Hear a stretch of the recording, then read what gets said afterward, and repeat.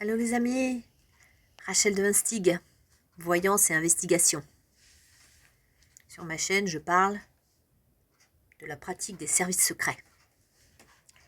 Et en particulier de leurs initiations. Pour les nouveaux, ils ont besoin de passer des initiations. Et donc, ils ont besoin de cobayes. Et donc, moi, je suis une des cobayes qu'ils utilisent depuis des années pour que les agents passent leurs initiations.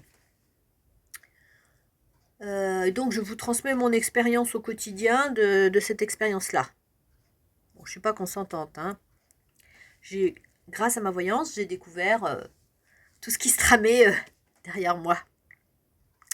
C'était le choc. Ça a commencé en 2020. Voilà. Alors, j'étais déjà une voyante avant, c'est-à-dire que la voyance, c'est... comment vous expliquer tout le monde peut être voyant. C'est juste un outil qu'il faut travailler, tout simplement. Ça commence déjà par l'observation de l'extérieur. Qu'est-ce qui se passe c'est de comprendre son environnement extérieur. C'est tout, voir. Qu'est-ce que je vois? C'est ça déjà, la voyance c'est déjà voir. Après comprendre, après ressentir. Et puis après essayer de... Voilà. Tout simplement, d'accord? Bon.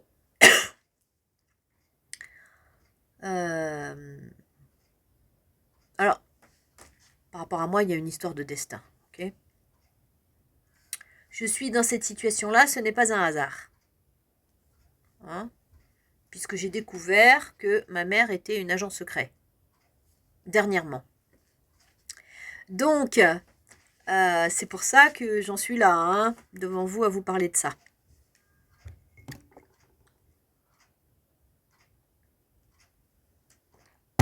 Alors, pourquoi?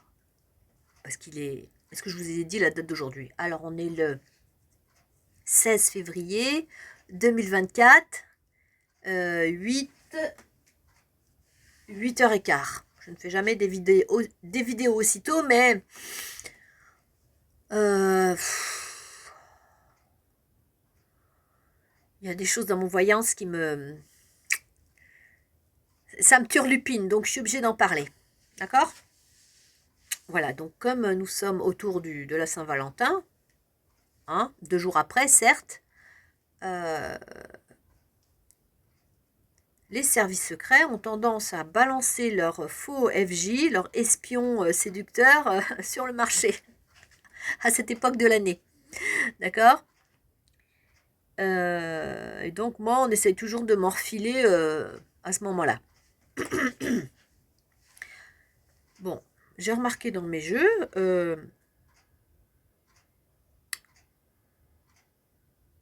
qu'un des agents secrets qui a essayé de me séduire il y a 2 ans, en 2020, ça a été un échec, parce qu'il était trop radin, etc.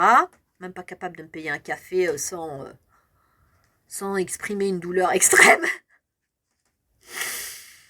Et puis il m'a fait pas mal de choses, qui fait que bon, j'ai arrêté la relation.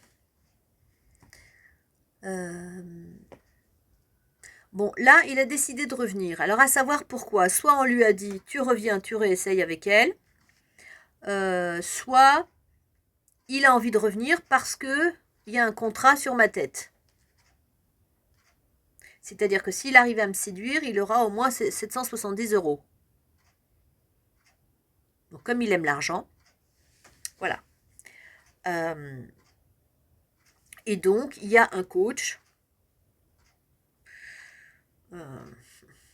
celui qui m'a causé des ennuis en 2020 d'ailleurs, c'est lui, qui lui demande de sexualiser.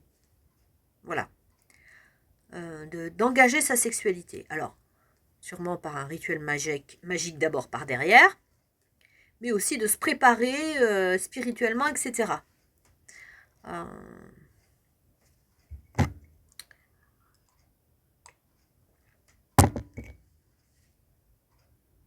Alors, il a essayé de me croiser, là, il y a 2 jours, avec l'IA, l'IA qui calcule les données, le timing, mon timing, etc. Il m'a raté à 1 minute près. Pourquoi? Parce que j'avais oublié quelque chose dans mon appartement, je suis revenue. Donc, il y a eu 1 minute de décalage, donc il m'a raté. De toute façon, il m'aurait croisé, ça n'aurait pas marché. Hein. Mais l'ennui dans cette histoire, bon, c'est pas sympa pour la cible, évidemment, hein, puisque c'est un traquenard, c'est un piège, hein, pour voler le cœur de quelqu'un, pour la foutre sous emprise, et puis après pour la détruire. Donc bon, bah pour la cible, c'est inadmissible. Mais pour l'agent de renseignement, qui doit faire ça? Qui se lance là-dedans? Je veux dire, son cœur aussi, enfin ses énergies sont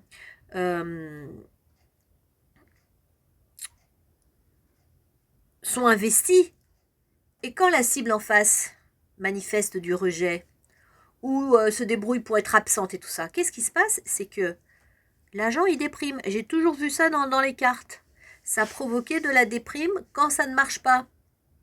Quand l'agent, finalement, malgré qu'il a donné ses énergies, qu'il a fait tout ce qu'il fallait, donc il s'est quand même impliqué, ça ne marche pas de l'autre côté, donc il se met à déprimer. Donc cette méthode est dangereuse aussi pour les agents. Hein? Celui d'en face, c'est pareil. Quand j'ai manifesté mon rejet en fermant mes rideaux, parce qu'il m'avait balancé son désir par la fenêtre, eh bien après je l'ai vu déprimer, je me suis même inquiétée, j'ai même prié pour lui, parce que quand j'ai vu qu'il déprimait, mais à un point, je me suis dit, mais c'est pas possible, qu'est-ce qui lui arrive? Voilà. Alors ils dépriment aussi parce qu'en fait, ils sont dans l'échec, hein, même par rapport à leur travail. Vous voyez, toutes ces choses-là que les services secrets inventent, ça détruit les cibles, mais ça détruit aussi leurs agents. C'est très dangereux quand on joue avec les énergies sexuelles des personnes. Moi, je suis totalement contre ce genre de choses. C'est vraiment... c'est de la magie noire, quoi. C'est ce qui est de pire, quoi. Je réprouve totalement ce genre de pratique. Voilà. Je vous dénonce les services secrets. Bon, à savoir si ça se pratique depuis toujours et que dans tous les pays du monde, tous les services secrets apprennent à leurs agents à manier la sexualité, leur sexualité et la sexualité des autres. J'en sais rien, moi, hein. Je ne suis pas historienne, je ne suis pas une spécialiste. Hein. En tout cas, celui-là, il va encore se rétamer la tête, parce que non seulement je n'irai pas dans les lieux où je l'ai croisé dans le futur, je n'irai pas, puisque je suis déjà au courant qu'il y a tout ça. Donc, j'irai pas dans le lieu. Je le dis pas parce que, comme j'ai toujours l'impression d'être sous écoute, etc. Si ceux d'en face, ils regardent ma vidéo, bon, même avant que je la publie, hein. Donc, je ferai autre chose.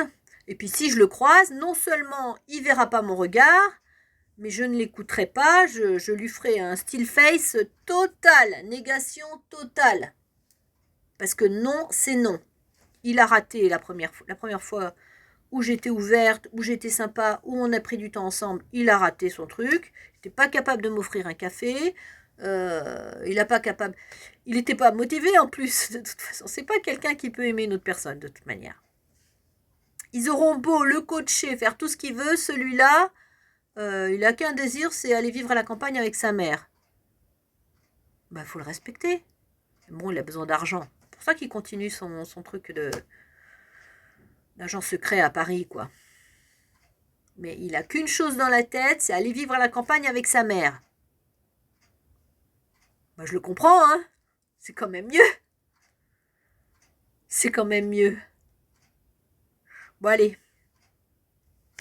Prenez bien soin de vos cœurs. Surtout, ne vous faites pas avoir par les faux FJ de l'État. Ces agents de renseignement qui veulent nous mettre sous cloche. Protégez vos cœurs. Réfléchissez à 2 fois quand il y en a un qui vous balance un coup de foudre. Faites bien attention à vous. Hein. À bientôt.